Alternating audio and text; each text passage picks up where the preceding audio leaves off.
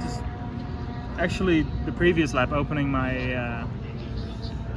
fast lap, I felt a little bit of understeer with the way the wind is blowing. So for that corner, understeer scrubs, you lose speed. So I actually softened the front bar a little bit, which is a tiny adjustment, and just it was fine on entry, everything was fine, and then I just got a huge snap that I've never been close to having a snap like that here at the Speedway. So I tried to save it, but just couldn't catch it anymore. So very, very unfortunate, and it just seemed very unexpected. I've had a lot of experience now in oval qualifying, especially at the Speedway, and there was no indication that this was gonna happen. So I have to look with the guys, with the engineers over data, but. I've done this a long time. I know what I need. I get a feel on the warm-up lap for what I have. So we're in good shape, and Rinus is going to be fine. He's great around here. He knows what happened now too from looking at the data. So the boys will put together another great car, and we'll get into the show. No, there's still a lot going on.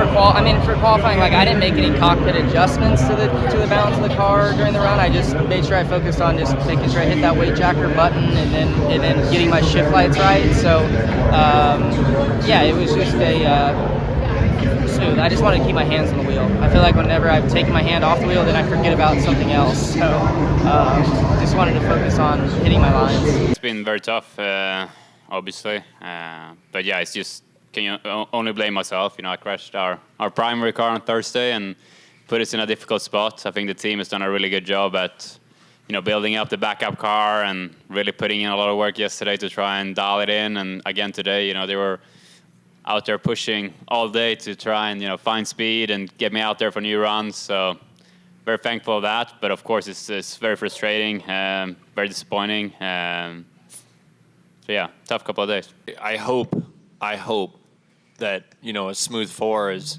what it's going to take tomorrow, but Kat, Marcus, me, we're all about the exact same. Nolan, I'm sure they're going to work hard overnight to find some speed there, but again, a smooth 4 is never a guarantee around here. I think Rinus is proof of that this morning. We always expect him to be up front and to be fast, and sometimes the plays can bite you in ways that you're not expecting. So, we just got to put our heads down. It's not at all what we expected as a team. I think it's a culmination of a lot of things that have put us back here, again. But it's no excuse. We've got to figure out why we've lost some speed over the last couple of days and just and go from there. It's a pretty wild day for us. It started with the draw last night. Thanks, Dad. 34th. It's pretty tough. And then obviously it was a little chaotic for the whole organization in the beginning. But, we knew we had fast cars, and it was a lot of, just teamwork to kind of stay calm with the unpredictable stuff that started to happen. But, I think Arrow McLaren did a great job this month so far. We've had good cars in really all conditions. Chevy's done an unbelievable job in making our lives pretty easy. So it's the job we need to do today, and now we focus to tomorrow. What a day. Well, like I said earlier, it would be a really cool story, but I like boring stories more. But yeah, well, what a day indeed. Just such a roller coaster. Such a heartbreak to start the day, and crew got the car back together in under 3 hours, which is incredible to start with. And then to get a banker lap in or a banker run in, get the car cooled down, go back out again at the end, and then do that. I've never lost hope, but I never expected us to do that. So it's such a great story, such a great job by the guys. I think they are the real winners here today. I just had to stay flat for four laps today and hang on to the thing. They made it possible for me, and really, really, really good job. Well, everybody's always learning, but I feel pretty comfortable around here. I always tell people to look at day one, so we're right there with Dixon. So I love coming here.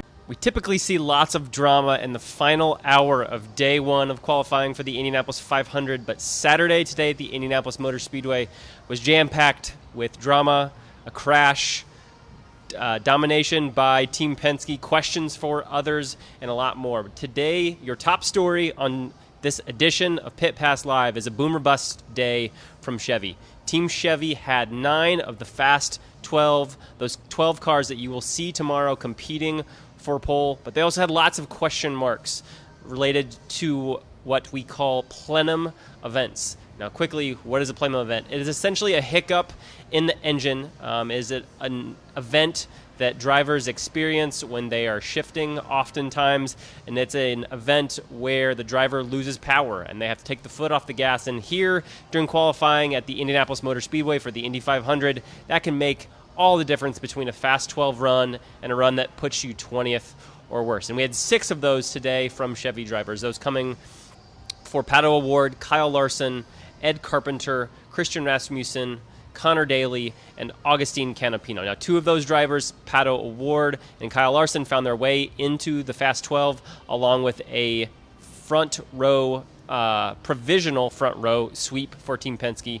All 3 of their drivers above the 233s on 4-lap averages safely into the Fast 12. Again, I said earlier, Chevy had 9 of the top 12, but we spoke with Team Chevy officials just a moment ago in a press conference in the IMS Media Center. They said they will be working around the clock tonight to try and find the issue and the reason for these engine hiccups and try to eliminate them for their drivers tomorrow. They were not on pole last year. They have not been on pole since Simon Pagenaud clinched it and eventually went on to win the race in 2019. They have a 75% chance tomorrow, whether it be with Team Penske, Arrow McLaren, or their 3 other teams. They had 5 of their 6 teams represented in the Fast 12. A solid day for Chevy, but also a lot of question marks as we move forward into the Fast 12 that is less than 24 hours away and ticking.